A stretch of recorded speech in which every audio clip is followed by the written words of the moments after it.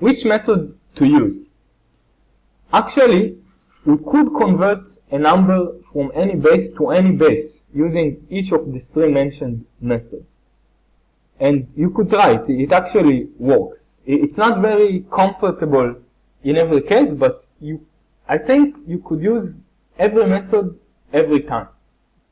However, in some cases, one method might be more comfortable than another. Mostly given that you are a human being. A computer could do every one of those methods in any case, and is still going to stay happy. Some tips about which methods to use in any case. So, whenever you are converting from a small base to a larger base, I recommend to use the direct evaluation. For example, whenever you are trying to convert from base 2 to base 10, we actually did this in this lesson already. This is the case for direct evaluation.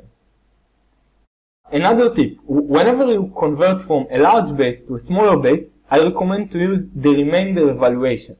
For example, whenever you convert some number from base 10 to the binary base, to base 2. We are going to look at some examples, mostly to make sure that you know how to choose yourself which method is the best one for every case. Let's look at some kind of example, how to convert from decimal to binary. For example, how to represent the number 30,145 from base 10 to base 2. We are going to use the remainder evaluation method, and that is because 10 is larger than 2. This is how it's going to look like. We are going to have this large kind of table. First, we put the original number here. This is the number we want to convert from base 10 to base 2. And we just try to divide it by 2 every time. And we get bit by bit all the bits of the number. And we can get them using the remainders. On the right column, we see the remainders. And on the left column, we have all the quotients. As we mentioned before, you can always check that this number times 2 plus this number equals this number. There are always these kind of triangles, and you can always check it. You can always, for example, this number times 2 plus 0 equals this number. This time you can see all the result yourself. We can just check some of it to make sure that it actually works. This is the calculator in the regular mode, like usual people use it. We're just going to check, for example, this number divided by 2 to check the result. And indeed, this is the right result. And we have this .5 thingy because of the remainder.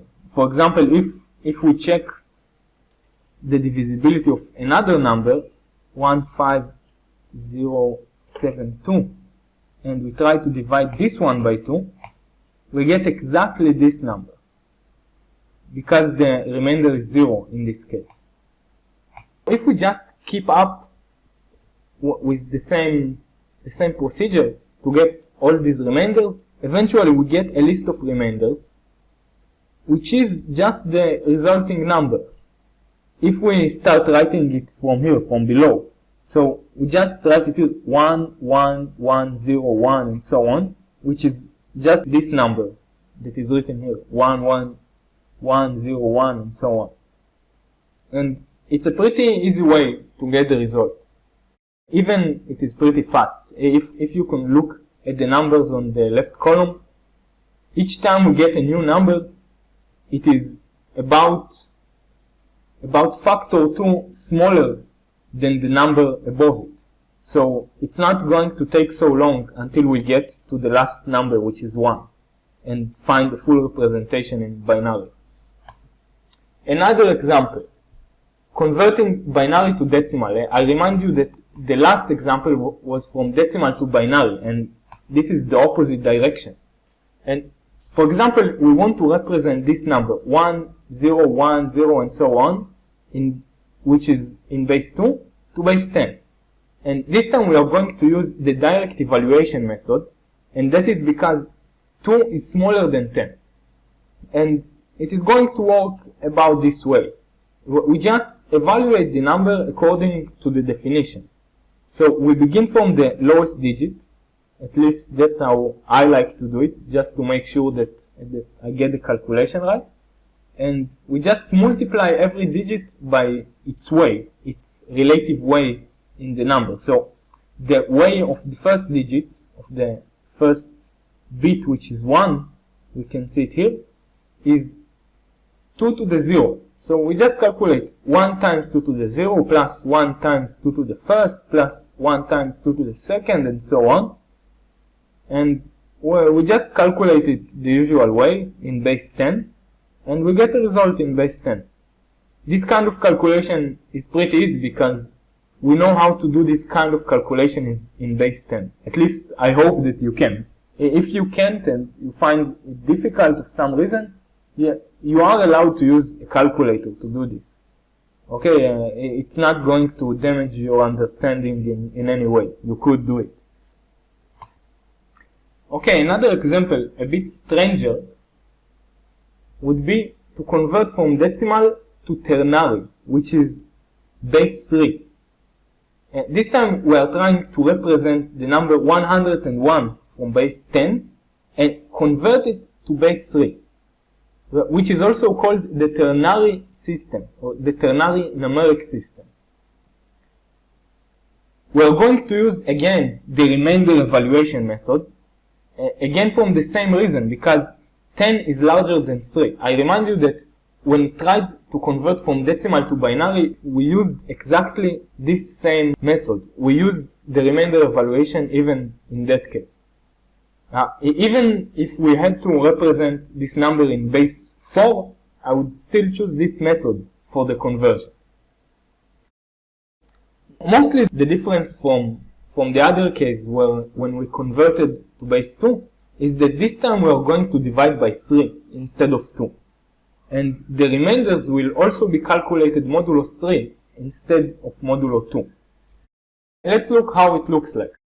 We take the original number 101 in base 10 and we write it here. We write it on the first row on the left, and then as usual we just divide every time. This time we are going to divide by 3. On the right column we are going to write the remainders, and the left column is going to contain the quotients. This time it might be a bit harder because it might be a bit harder to divide by 3. If you are very tough, you could do this on your head. So we are going to divide 101 by 3, and the result is going to be 33, and the remainder is 2. And you might be asking yourself, okay, but how could I know this? So let's open a calculator. Maybe your calculator looks something like this, like the standard one. If you try to calculate 101 and divide it by 3, you are going to get something like this, which is 33.6666. If you are experienced, then you know that lots of 6 means 2 divided by 3, and you could infer that the remainder is 2. But it might not be the case, and for larger numbers you just might not know the remainder. For example, I don't know, maybe if we just pick a strange number and try to divide it by 7 and we get this suffix, we don't know the remainder. It's not very cool. So if you have a bit more advanced calculator, you could actually use, okay, I clicked the programmer one. You probably have it too in your computer. So you could use the mod button. Okay, you see it here. This is the mod button. I could, for example, press 101 and then click the mod button and 3, and I get the result of 2.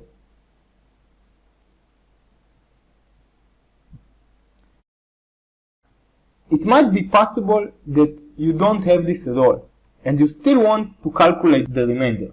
It's not a problem. You could do something like this.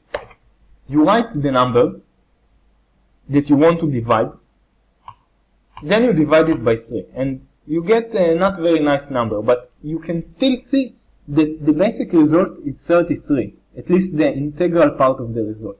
Now we could take 33 and multiply it back by 3, and we get 99. And because the difference between 99 and 101 is 2, we know that the remainder is 2. These are just some basic ways to find out the remainder. We keep up with the next number, 33. If we divide it by 3, we get exactly 11, which means that the remainder is 2. And we just keep going. Again, we still have this triangle property of having this number, for example, 3 times 3, which is 9, plus 2 equals 11. And again here, 1 times 3 is 3, plus 0 is 3. Eventually, we just get this number, 10202, on the right column, which is the result we wanted, the conversion to base 3. And we obtained this. If you want, you can check it out later. There are some exercises that you could do now. I will just say some words about them.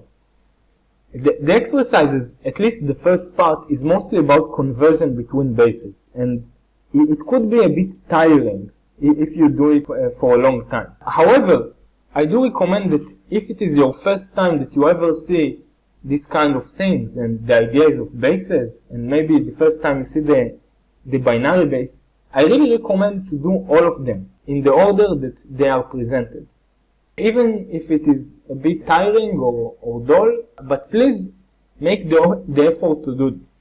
Another thing, there are some mostly interesting questions when you move on. After you finish with the really basic stuff, you get to some more advanced questions.